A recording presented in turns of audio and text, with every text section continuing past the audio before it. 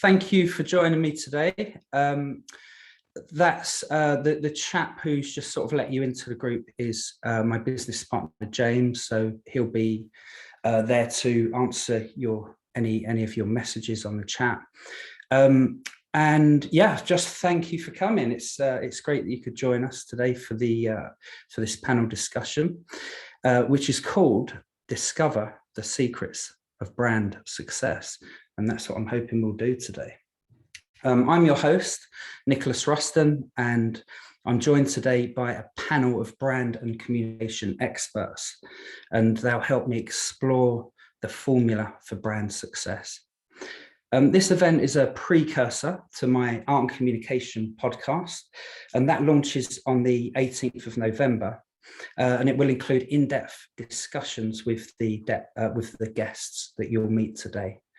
And before we kick off with the guest intros, I'd like to tell you a bit about me and why I decided to create the Art and Communication podcast and why it just might be the very thing you're looking for. So I'm Nicolas Ruston. I'm an artist, creative director, and founder of the UK's leading agency, Robot Mascot. I've got over 15 years experience in top-level branding and advertising agencies, and I'm known for making complex ideas sound simple and memorable. And I've done that for some of the biggest brands in the world, including Jaguar, Tesco, Sky, Virgin, Havas Group, Barclays, and Diageo. The Art and Communication podcast is really a way for me to share some insights, as well as blend my passion for creativity and business. Whether I'm working as an artist or as a creative on commercial brand and advertising campaigns, or building my own brand, Robot Mascot, I've always obsessed over the way desire works upon us, what it makes us do, how it provokes, and how we react. So in my series of podcasts, I get to talk to a range of experts to explore contemporary design and communication theory, how brands get it wrong and how they get it right. And I get to interview some amazing people like my guests today: brand builders, best-selling authors, thought leaders, hellraisers, creatives, artists, and expert insiders. And my podcast is really for anyone that's interested in the arts, creativity, and business, or anyone looking for tips on how to improve their own brand. So if that's of interest to you, if you like the sound of that and you'd like to sign up for my podcast, we've just put a link in the chat. So it takes a few seconds. All you need to do is click the link, pop your name and email address in there, and you'll be notified of the launch.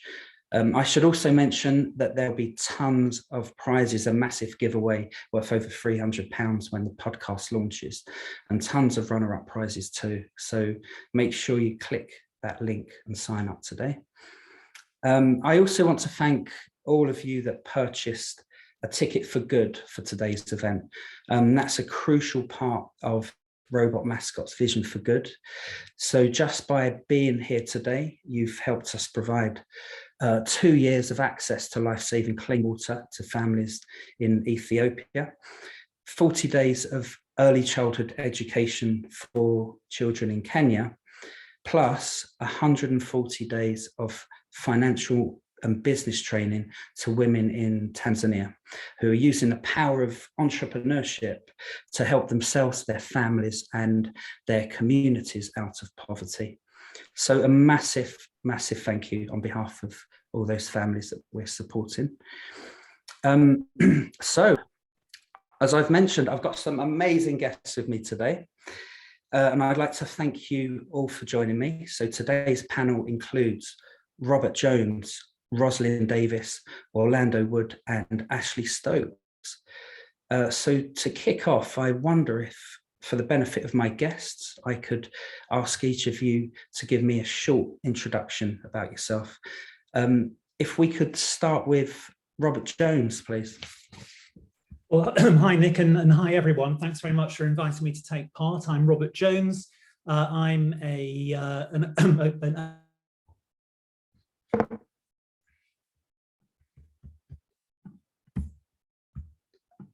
I think we've just froze on Robert Jones.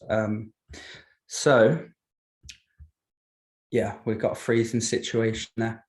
Can we go to Rosalind Davis now, please? We'll go back to Rob. We'll go back to Robert.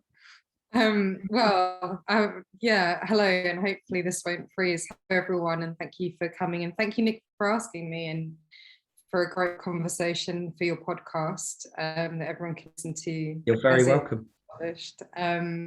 So I'm an artist, I'm a curator, I'm a writer, I'm a teacher, I'm a mentor, I'm a designer and a consultant. And all of those things are parts of my practice, as much as this is too. So I've curated over 30 exhibitions in my career, and I wrote the book, What I Didn't Teach You in Art School. So there you go. It's an amazing book as well. I've read it from cover to cover. Really, really useful book. And I really like the way it's designed too. It's great. Thanks for that, Rosalind. It would be lovely if Orlando here? Oh, yes, I am. Orlando, would you introduce yourself, please, sir? Thanks for having me. Hello, everyone. I'm Orlando. I work in advertising research specifically, and I suppose look at the intersection between psychology and the creative arts. And I have written a book as well. It's called Lemon, with the IPA, drawing on the famous VW ad, the front cover there from 1960. And I look at creative effectiveness in advertising and how creative styles have changed and how they reflect culture. Thank you very much for that, Orlando. Another stunning book. And yeah, fascinating chat that we've really delved into the subjects in your book in our podcast. So yeah, really enjoyed swatting up on that before I chatted to you. If we could now go over to Ashley Stokes, if you'd introduce yourself, please, sir. Hi, I'm Ashley Stokes. I am primarily a fiction writer. I write long and short fiction. My latest book is Gigantics, which only came out this month. But I'm also a lecturer in creative writing. I run my own creative writing school. I've been a publisher, and published over 35 books. And I am also a copywriter and ghostwriter, and I am Robot Mascot's ghostwriter. Great stuff. Thank you very much, Ashley. We'll when Robert gets back, we'll get an intro from him as well. Robert's just a brilliant sort of branding expert who's worked in Wolf Collins for over 30 years, I believe, and he's got his own practice, and he's also published a couple of books on the subject of branding. I will. He's on. I was just talking about how great you are, Robert. If you would please introduce yourself. Yeah, the timing of that was amazing, wasn't it? Pretty good. Robert Jones, very briefly, consultant and teacher and writer. Worked for nearly 30 years at Wolf Collins with many of the same clients that you mentioned, Nick, actually, and some culture organisations like National Trust and Victoria Royal Palaces and others. Teacher, I teach the world's only master's course in brand leadership at the University of East Anglia and in Norwich. And writer, I wrote a book called The Big Idea, and then more recently a little book called Branding, a Very Short Introduction. And apologies for my Wi-Fi. Great, thank you very much. It's a great introduction. The first question I'd really like to ask all of you, and it's, what communication problems do you solve? So maybe we could kick off with Ashley, please. What communication problems do I solve? Yeah. Largely, generally, across all the things I do, I make language dramatic. Okay. which means you'd hope that the audience or the readership is going to experience the message that you're trying to get across rather than being told it. Yeah. And that's certainly what I think I bring to copy in particular, in terms of when we've been working on branding companies and that sort of thing. Yeah. And that's generally the background that I come from, is, making the reader feel things. So yeah, that's generally, I can't make flat things round. Great, I love that description. The same question for Rosalind, please. What communication problems do you solve? I spend a lot of time working with artists about their artist statements and about how they basically communicate their ideas behind their artwork. As visual artists generally that I'm working with, it can be a tricky thing to articulate their practice. So I spend time with them to try and resolve that. And actually, what that does instrumentally is help them feel more confident about the work they're even making, as well as how they then communicate and articulate that in person, on social media, and so on. And also help them with social media kind of activities, that social media isn't just about your own profile, it's about research and engagement, community. So I spend a lot of time solving those kinds of problems and trying to bring down the barriers of people saying, for example, with artist statements, why should I explain my work? Yeah. It's like, well, because you need to. The opportunity that's coming your way. And it's good for you. It's good for you. Yeah, absolutely. And Orlando, please, what communication problems do you solve? Well, I've been trying to solve one of the problems that the advertising industry seems to be having at the moment, and that's that advertising has become very mechanistic, very flat and abstracted, very close up, lots of words on the screen, lots of short, sharp cuts rather than people experiencing and acting in live time, and how this fails to connect with audiences, how it fails to elicit an emotional response, how it fails to hold their attention, and what we might be able to do about it, not only to improve advertising effectiveness, but to lift culture generally. Yeah, thank you for that. And Robert Jones, what communication problems do you solve? Well, I think the problems I solve are more than communication problems. I think I help my clients work out what it is that they want to stand for. It's almost an existence problem rather than a communication problem. I think it's easy to imagine that brands and branding are a subset of communication or a subset of marketing. And I think it's the other way around. I think communication and marketing are just two of the ways in which an organization might build a brand.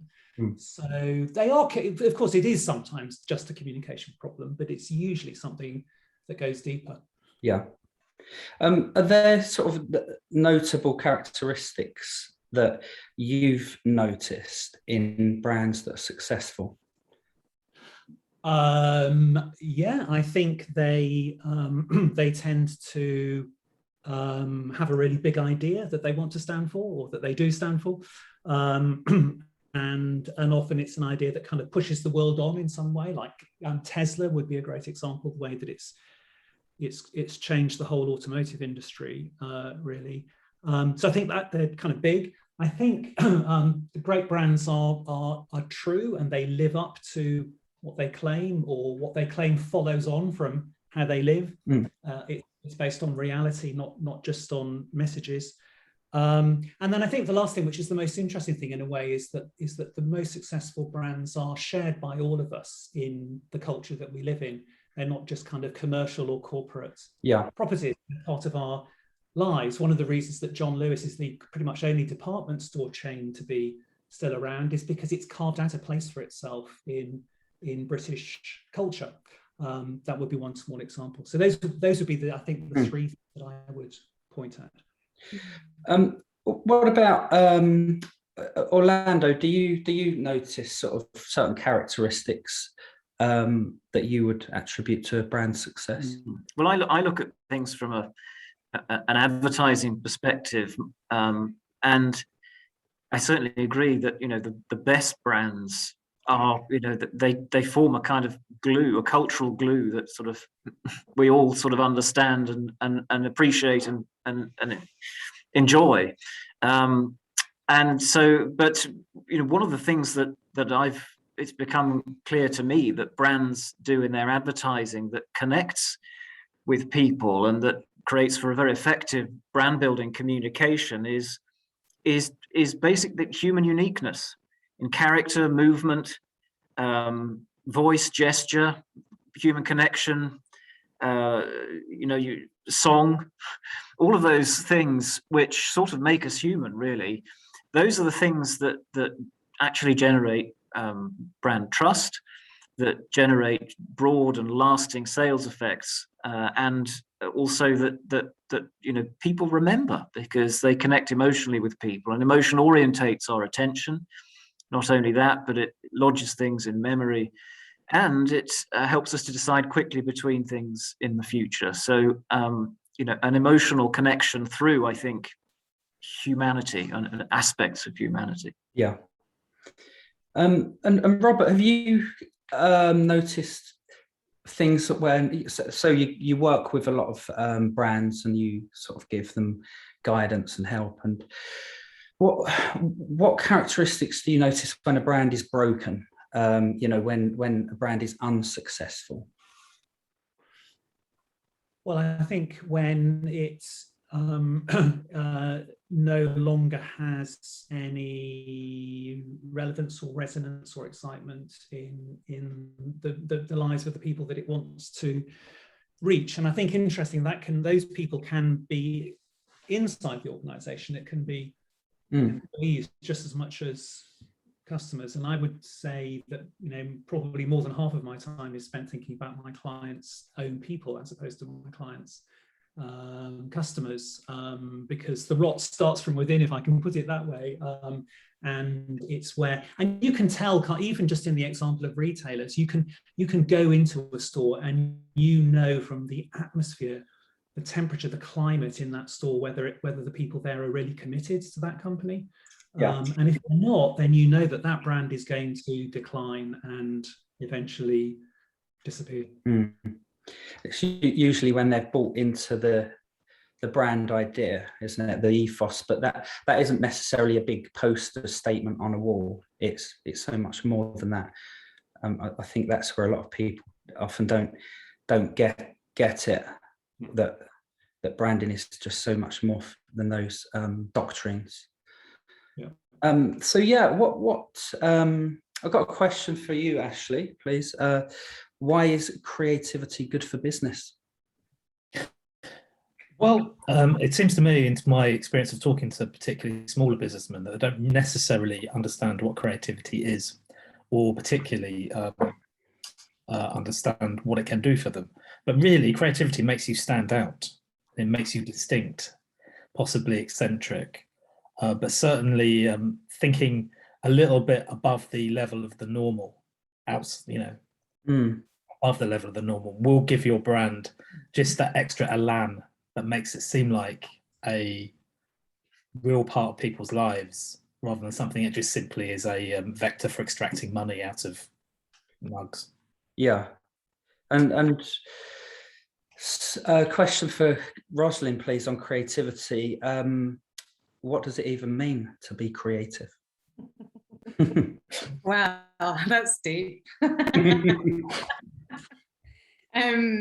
Well, firstly, I mean, it's fascinating hearing from everyone else on the panel, because creativity is something that is just part of one's everyday life. If you're an artist, not even if you're just an artist, but I think what's really interesting when you're talking about brands is that I've consulted on brands. I've worked for E4 and the Olympic Park and stuff like that, brought in as an artist, because I also think about strategy in a different way, and I think about creativity in a different way, like how people address their social media, for example. Yeah. Whereas somebody sitting behind a desk doesn't necessarily, they're not being creative, because even the environment isn't creative, sitting behind a desk.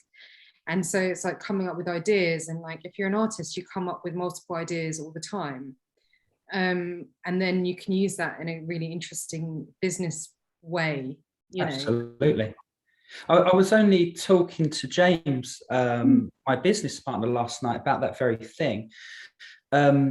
We were talking about what his second book could be, and I said to him, "You're brilliant at taking." So his background is in design and marketing, and so he's got a creative brain, and he's great at applying that creative brain to business models. And that's what he helps a lot of entrepreneurs and founders. He's done great things inside Robot Mascot with those skills. And it's exactly what you're talking about there, Rosalind. It's taking that creative brain and applying it to a business. And I think that's a really huge tool. You know, I've been described as an entrepreneur because I've run arts organizations and I've curated lots of things, but I kind of also think about working outside of the traditional systems, I suppose. When I'm working with artists, I'll think about, you know, strategizing about how they could think about funding differently rather than just the traditional methods, how they could crowdfund, how they could do this, that, and the other. And when I was running arts organizations, I was like taking photos of, you know, big galleries and their patrons and supporters and thinking, well, maybe they'd support a grassroots initiative that's artists, like. But it's kind of feeding that to other people to think outside of what's traditionally presented to them as either artists or businesses. It was quite interesting working with I had to do like social media for E4, and they had all these mad restrictions on what I could post about regarding a particular comedy show that I was tasked to do, and it was very, very tricky to market because it wasn't very good. I won't mention any names, but they were really like crazy about the policy, and it's a bit like Orlando said, or like everyone said, actually, it's like there's no connectivity, and it's not about a brand, it's about connecting with people. And I think I used to teach a lot of social media marketing and branding kind of along that lines, and the ultimate thing is like the Steve Jobs things, is people buy from people. They buy into the idea of what something is and not just the product. Yeah. And how much it costs, you know. Yeah. I need to ask a really important question now. I think it's all really been leading up to this question. And I'd like to ask Ashley Stokes, if you are creative, Ashley, should you wear a beret? Well, today is the first time in my life I've actually worn a beret, and I'm sure that you can all tell that a kind of like Beethoven, like electricity, is coursing around my halo, and I am kind of slightly closer to the heart of creation than mere mortals just by putting on this particular bit of peasanty headwear. No, of course not. You don't need to wear a beret to be creative, though it obviously helps. It's interesting, I think, as the conversation we initially had about berets was thinking about people that want to pose as artists. That's right, yeah. And wearing a beret seems to be very much part of that particular thing. And obviously, I first encountered that in particular when I was running a publishing company. And nearly everyone who applied to work or volunteer for the publishing company had a particularly deluded, really, idea of what working for a publishing company would be. And that delusion is that you would go and work with authors and sit in their conservatory wearing berets and play with their cat and talk about favourite books, and eventually in a very cosy way that you would work through a manuscript. And of course, actually, anyone who works with authors knows that authors aren't like that. It's often quite hellish working with authors.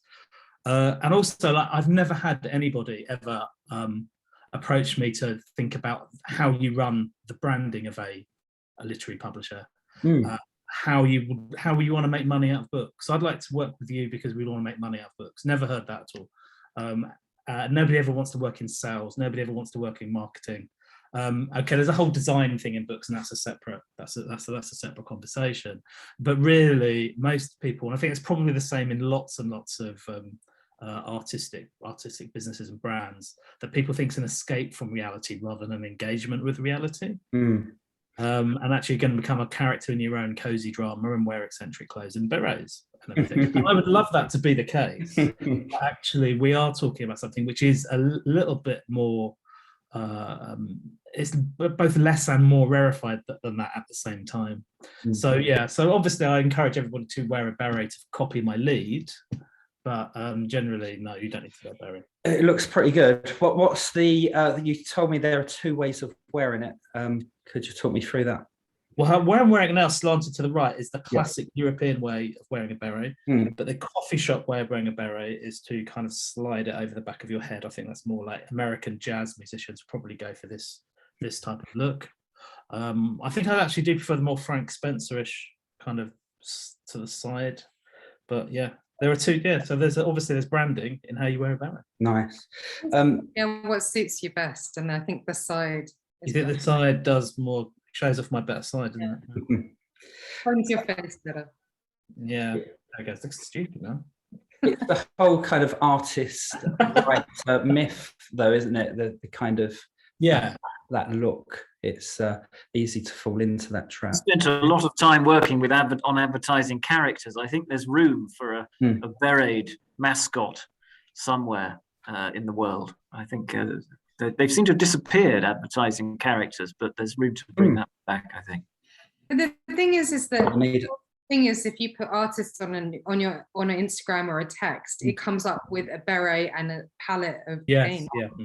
So it's being reiterated, and I find it offensive as a sort of cliche, because it's like, or like turning up with like paint all over me. Yeah, I've been painting all day.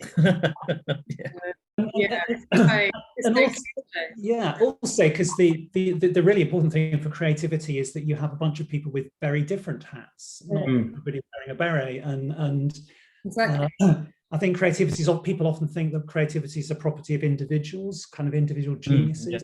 And it's not. Usually it's a collision of different people, and the more different they are, the better the creativity will be. And I think a challenge for certainly the agencies that I know is to find that. We tend to, I know in Wolf Aliens, we tend to recruit people for cultural fit. And what that means is that you recruit people who are very much like the people who are already there. And that is not really great for creativity. I think that's a challenge for us. I think like Robert, what you're saying is so true. I was recently asked to do an interview about a sculpture show that I'm curating, and they sort of asked, what am I listening to? And so I looked at other people's interviews, the other curators that were part of it, and they were all like, quoting the art things. And I'm like, the Life Scientific, How to Fail with Elizabeth Day podcast, Corsair, or like really varied things. I was like, I really love to hear about creativity from a scientific perspective, an entrepreneurial perspective. It's not about, I just like to hear about artists, because I like to hear how actors address creativity, directors, and so on. And it's kind of funny how people address that question, because I guess they think they need to present, I'm listening to this really important art thing. And I'm like, I'm listening to art things, but I also listen to comedy too, because I think that's important. I think that's right. I think, one of the things I'd say about creativity is that it's about synthesis. Yeah. It's about bringing together the things, disparate, different things actually, and helping to see things anew, fresh, and it's perhaps the combination of things that creates something intrinsically interesting and unique. And I think that's I think we're probably not as good at synthesis as we used to be, I suspect. And I think it's a real skill and something that should be sort of encouraged and taught if possible. Yeah, I certainly when I've on the rare occasion been invited as a visiting lecturer at universities to teach their design students about creativity. One of the tasks I get them to do is cross-fertilization. I get everyone to draw a quick picture, come up with a sort of object, an item, an idea, and then they all have to swap. So they don't know what they're getting, and they end up with 2 things, and they have to then get up and present it as a new thing, like very quickly combine, you know, what new new thing they've just created, Right. talk about it enthusiastically and sell it. And some amazing things come out of it, some new inventions, some just really, and some hilarious stuff. There's always a lot of giggling and laughing, and it's Unexpected connections. Yeah, brilliant. Yeah. Yeah, I think what you're describing there, Nick, is the essence of creativity, isn't it? It's a new combination of old things, really. Creativity. There is nothing new in a way, but there are new combinations of old things. And then you talk about presenting with enthusiasm. And I think if we're talking about branding and brand building, the thing that probably matters more than anything else is conviction. And if a client adopts a brand idea or a brand strategy with real belief and excitement and enthusiasm, then that's the best, you know, guarantee of future success, because this isn't a world in which there are right or wrong answers. There isn't a world in which the right strategy can be proved in some way. The right strategies are the ones that are believed in. And I think that thing about real conviction, I think back to all of my clients and projects over the years, it's that creating that conviction has been the key to making it work. Wow. I was reading Chuck Jones, the man behind some of the Looney Tunes characters recently, and he talks about in characters the importance of uniqueness for believability, and that we tend to believe things that are unique. And of course, uniqueness is very helpful in branding as well. I mean, it's essential. So I think that there's this idea, the connection between uniqueness and believability is one that you need to have something unique for people suddenly to feel that they believe in it. That it becomes their thing, and that belief in the organization is essential for getting belief outside the organization, in the organization, if you see what I mean. Yeah. There is also a quality of great writing and great stories that they tell you something about the world that you always knew was there, but you haven't been able to quite articulate. Hadn't put it quite that way, yes. Yeah, and that's exactly what great branding does. It solves a problem that you didn't quite know was there. Yes, brilliant. Yeah. When we spoke before, Rosalind, I was really interested in the way you solved the communication problem for artists in solving their artist statement problem, because I was surprised that you described a way that I solve a lot of problems in branding and communication. I think the other people on this panel will sort of get it as well. I was really hoping you could describe to me how you solve that artist statement problem for artists. Well, mainly it's like a therapy session where I try and unlock what it is that people are trying to express, I suppose, and trying to help them. It's a bit like if you're working with a corporate client, you're trying to, like, as everyone said, you're trying to unlock the authentic person, because an artist statement can often be people trying to be an artist and trying to kind of, I guess, kind of waffle their way through the fact that they need to write a statement, basically, because they've been told to, they don't really want to, and it gets stripped down or it gets over waffled. So I try to help them with bringing things to the fore that are important. A bit, again, with like a client with a brand meeting, it could be Coca-Cola that I'm talking to. It's like, well, what are you doing? Like everyone said, like, what's your real belief, your real excitement about the work? I think that I want to know what artists don't, and other people. It goes beyond artists, but it's not what is it, is why is it? Why are you making this? Why is it important to you? Why do you want to bring this to other people? What do you want them to find in it? It's not about, oh, this is made out of wood and paper and some compost or something. That doesn't matter. It's like, but so that's kind of what I try and tease out, I suppose. And it's it's not like a 1 hour process. It's sort of several hours, and helping people understand what it is that they are trying to achieve, because that doesn't actually happen at art school. No one sits down at art school and says to you for 4 or 5 hours, what is it that you want to make? Why are you making it? More importantly, and what are you doing next? And how does it all fit together, or how do several bodies of work fit together? And I think one of the kind of most important things was that my tutor, who's my friend, but I remember him saying to somebody he was teaching, like, bring it closer to home, as in make it more authentic. Trying to be cool, stop trying to be somebody else. Yeah, being their sort of authentic self, and that comes up a lot when I ask experts about what really makes a successful brand: authenticity, truth, and the why is a big one. But what I also loved as well, Rosalind, is when you, rather than going into sort of art speak and complicated stuff, you took this approach where you would write the artist statement so that a 5-year-old would understand it. One of your kind of key things. I thought, wow, that's just brilliant, absolutely brilliant. And it's what we do a lot of time with complicated companies and organizations. It's like, write it so your nan would understand it, or write it so you can just explain it to anyone and they'll go, yep, I get it. You don't need to impress people, you just need to emote with people. And like everyone else has said, really, it's not about showing how clever you are or how complicated it is. I recently had a mentoring session with somebody, and I was saying, the thing that you're telling me is the technical aspect of what you're doing. I just want to hear the story and the narrative about why you're doing it. Like, I don't need all the technical, but yeah, like, if you can explain it to 5-year-olds, then great. I mean, obviously there's levels and different ways that you would approach things.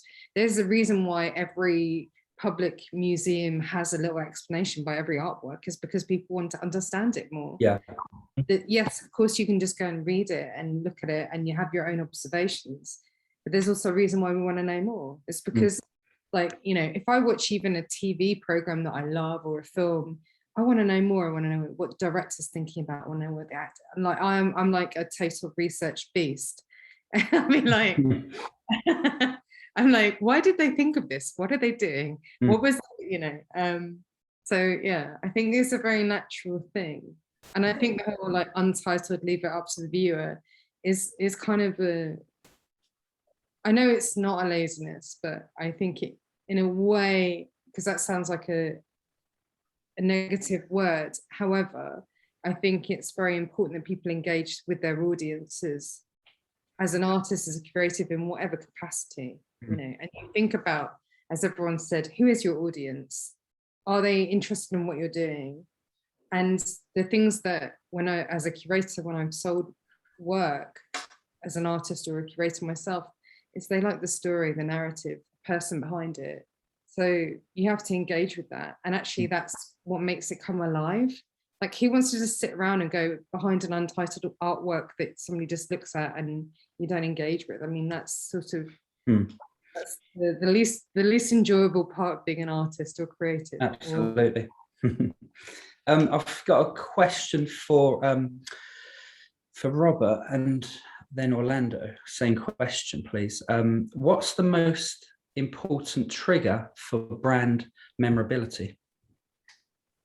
If I could ask Robert first, please. We've probably covered this, but be nice to delve into it again. Or what for a brand name or logo to be memorable, or for a brand kind of whole brand idea to be memorable? Let's say I think a whole brand idea.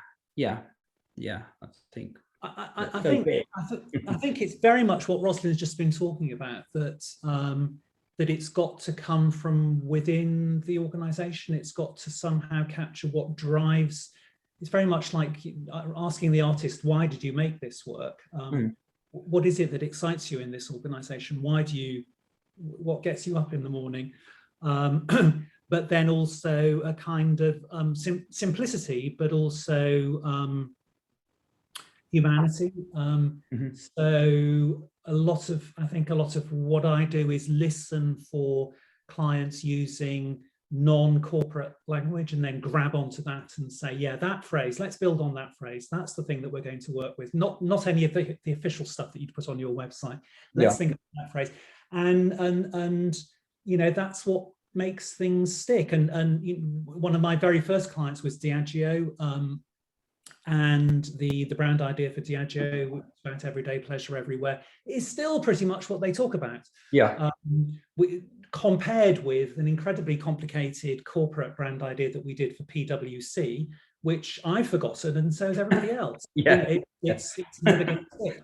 So it's simplicity and humanity and well, truth, I suppose. That's very cool. Yeah, you've just reminded me that Diageo.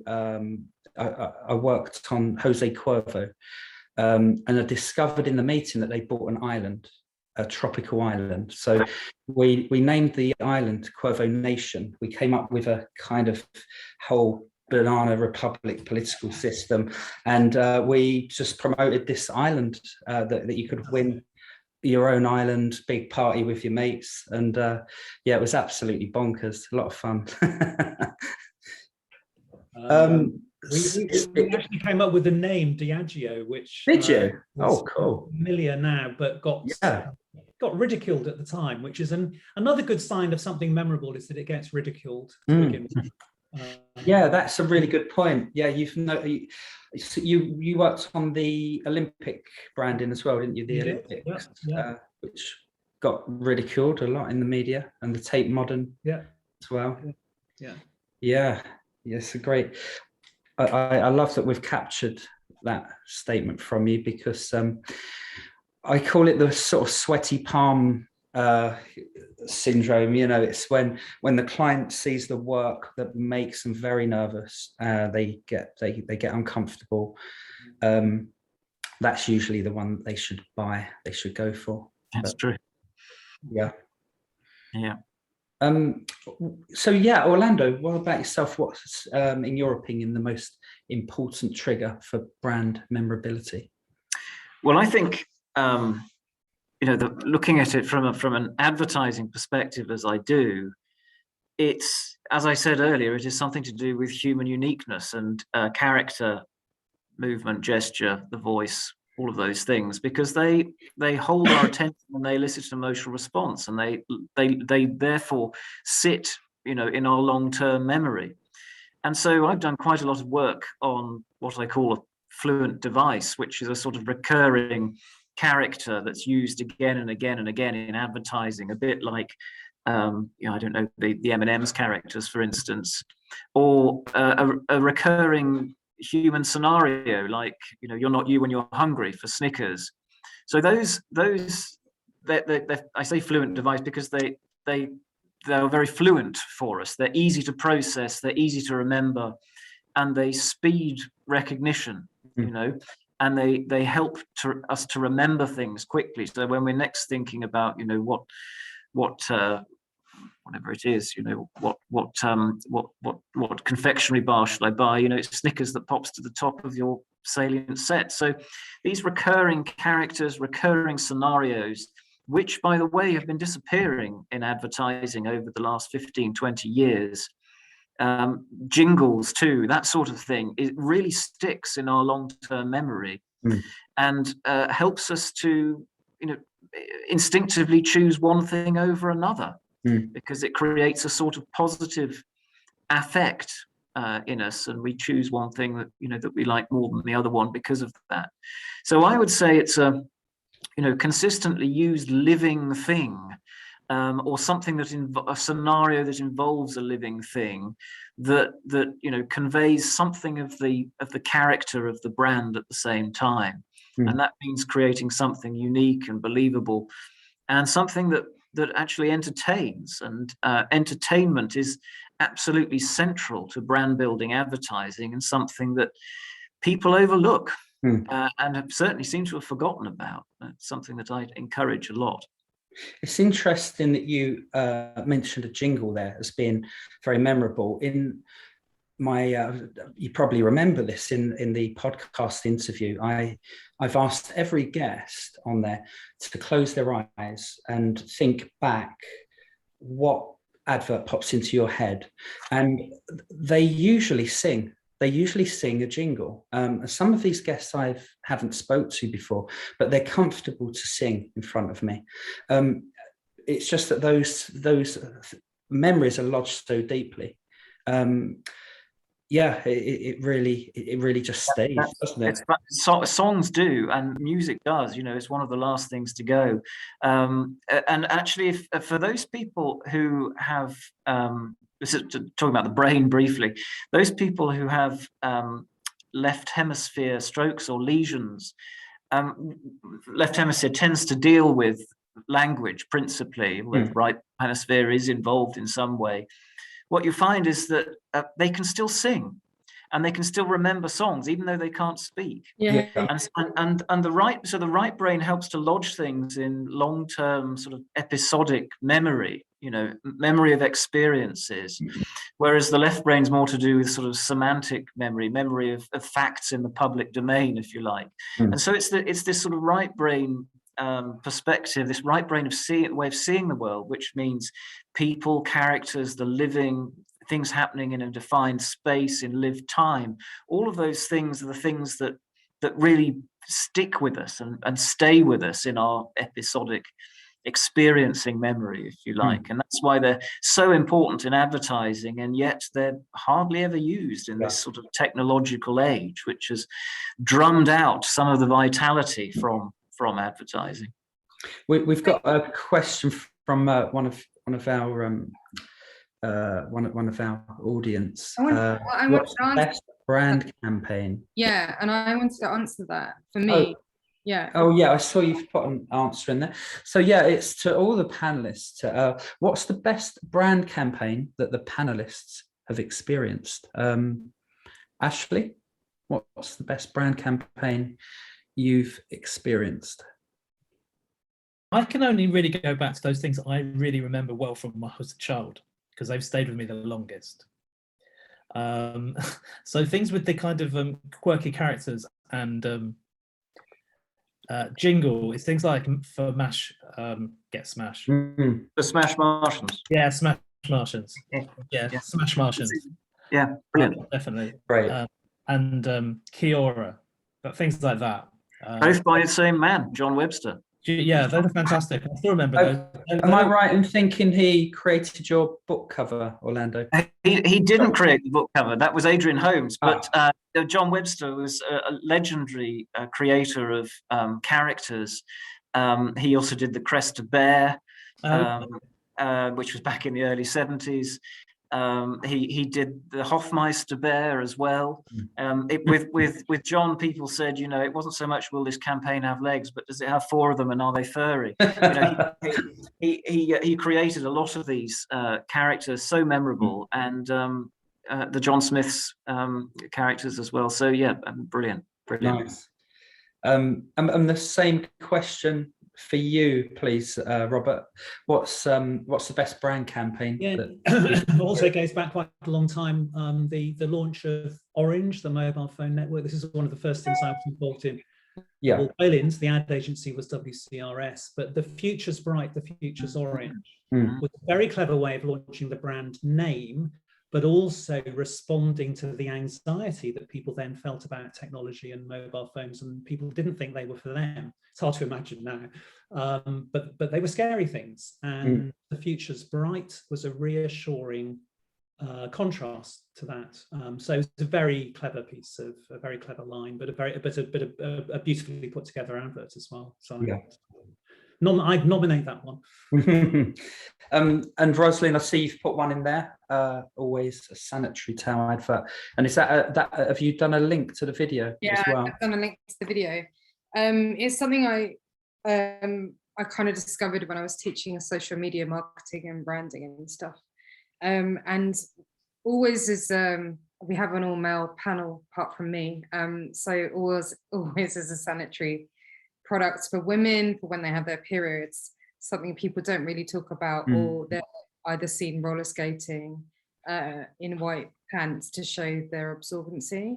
And it's like, how do you rethink this? Yeah. They did, and it's the most astonishing campaign. I can't think of Procter & Gamble. Yeah, Procter & Gamble, that's who did it. Anyway, basically they thought outside the box, and I would show this multiple times, and every single time I showed this advert, I would pause it halfway and say, what do you think they're marketing? And people would be like, because it wasn't about marketing the product directly, it was about marketing the kind of ideas around female kind of empowerment, really. In a non-cliched, in my opinion, way. You know, everyone can have their opinions, but it literally moved me every single time I watched it, of that human empathy. And it was about, they interviewed young girls and boys about what it was to be a girl. And then they interviewed like younger adult teenagers, and they asked them what they thought their liabilities were and what it was to be a girl. And it's really fascinating. It's like 3 minutes. It's the most fascinating advert I've ever seen of the evolution, and also like, and like as Orlando said, like the music, it kind of does this symphony. And you know, you can say it's kind of played for, but I mean, that's making an advert, isn't it? It's a journey. Yeah, you really go on this journey, and at the end, they say the women are demeaning themselves and the boys are demeaning the women. But the young girls also don't understand why they're limited. And then you get them saying, would you like to run like a girl? And then because they do this sort of cliched run, and then they end up like running. And it's just like, even just talking about it makes me feel emotional. It's like, and I would show that like twice a week to a group of people and be like practically crying. And it's just like, you're not talking about how absorbent Tampax is or whatever, or how you can roller skate. You're talking about female equality and the values. And that's the most powerful. And I used to show like Apple stuff as well, you know, before it just became about technology. But yeah, I put it on the link, but it is amazing. Even now. Yeah. Yeah, we've got that in the link if anyone wants to have a look at that, and also please do click the link at the top as well and sign up to be notified of the launch of the podcast, and you'll hear my amazing guests talk in much more detail. There's loads I want to get through today, but we're getting near to the end now. I've got a couple of questions, one about creativity, and I'd like to ask Ashley, do you need to be obsessive to be a creative? Yes. Thank you. You need to be obsessive because it's a long game. And if you just have a fleeting thought or fleeting hankering to produce something or to work on an idea, you won't have the energy to carry it through. Nor will you have the ability to scrutinize it and change it to make it as good as it can possibly be. And that goes whether you're making a jingle or whether you're writing War and Peace. You know, you do need to be obsessive. In fact, I'd probably say you need to be more than obsessive. You need to be possessive. You need to be possessed by the idea that you are supposed to be carrying through. You know, so definitely. And I think also you need to be obsessed with not just the idea, and we could probably riff on what we think an idea is, but it's the process that the idea has to go through to create something memorable. And I think demystifying the process is what a lot of creatives have to do, because the beret wearing people do think it's kind of instantaneous thing where you're struck by lightning and then suddenly it all happens at once, or in sequence and stuff. So undoubtedly, to be obsessed and possessed by your ideas is necessary to create anything good, whatever it is. I've got a final question, but I'm afraid there's not time for it, but it is answered in the podcast by multiple guests. And that is there a formula for brand success? And some of my guests have created their own formula for some huge leading brands. There's some disagreement on that answer, and there's some really insightful answers. But it's a little bit big, I think, to tackle as our last question. So I'm going to leave that one for the podcast. So do click that link and join up. So and if you'd like to hear today's guests have a real sort of chat about branding and unpack lots of their theories and their books and their methodologies, then please do get involved. So yeah, click the link. It takes a few seconds. You just put your name in there and your email address, and you'll be notified of the launch. Plus, there's a prize as well of some amazing giveaways from my guests, like signed books, publications, some art, and that could all be yours. It's worth over 300 quid. So yeah, get a great big bundle of lovely stuff just for signing up and getting involved. So finally, I just want to thank the guests today. It's been amazing talking to you all. So thank you to Robert Jones, Rosalind Davis, Ashley Stokes, and Orlando Wood. Thank you as well to James Church, my business partner, for handling this session as well today. I can see someone has asked for the panelists' LinkedIn profiles. So guys, if you would be able to perhaps put your contact details in the chat there so that people can connect with you. Yeah, and thank you all so much for coming today. It's been a real pleasure. I can't wait to hear everyone else's podcasts. Yeah, thank you very much. Thank you. We'll get together in real time soon as well. We'll make that happen. Good suggestion, Rosalind. We'll make that happen. Right. So thank you, everyone. Thank you very much. Thank you. Thank you so much, and good luck with the podcast. I know it's going to be amazing, considering everything that I've heard here. I've made loads of notes, and I've just been nourished myself, which is always a lovely thing when you're part of a panel. You actually learn things and feel like you resonate with a lot of the other people's ideas, I think. So yeah, it's great to see you, and maybe you can connect us up as well. Absolutely. I've learned so much doing the podcast. It's been such a brilliant experience for me as well to learn from all of you. It's been really, really fulfilling, which is a big reason why I wanted to do it. So yeah, just been absolutely brilliant. Thanks, guys. Have a lovely day. Thanks. Bye-bye. Hey, Nice to meet you. love to see you and meet you. Bye. Bye.